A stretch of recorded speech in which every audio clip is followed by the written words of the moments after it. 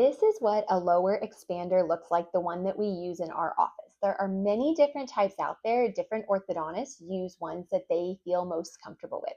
For me, I like this called the E-arch because if you think about an upper expander, the upper jaw has a growth plate running right down the center.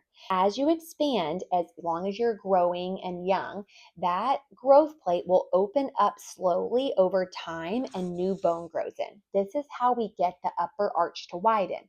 However, the lower is not the same. The growth plate is not in the center, but more in the sides. So for me, I don't like one that turns like a traditional expander. I like a slower expander.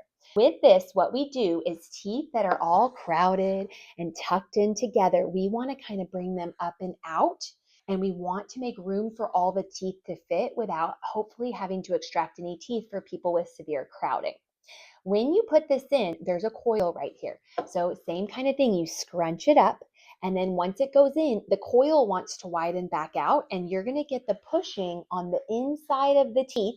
A lot of times you'll also have braces on the outside of the teeth. So the combination of the pushing from the inside, the pulling from the outside can widen that lower. We make space by doing this, and we can make space by doing this to some extent. And that, for a lot of people, is enough to be able to get the teeth to straighten out without having to extract teeth.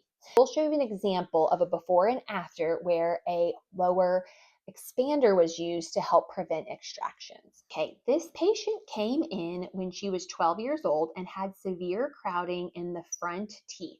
She had seen another orthodontist that had recommended extraction of 2 teeth on the bottom, 2 teeth on the top to make everything fit.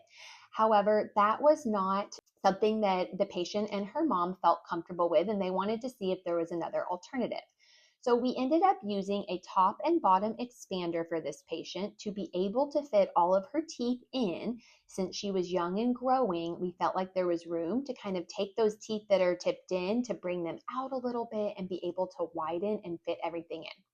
You can see here that the tongue is way back in the throat. It doesn't have a lot of room to fit in there, so it will kind of retreat backwards.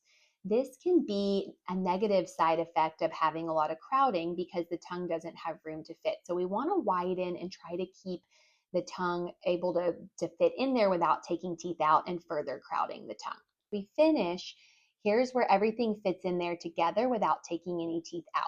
You can see the tongue has a little bit more room to fit in there. And overall, the patient and her mom were very happy that she was able to get her teeth straightened without having to remove any permanent teeth.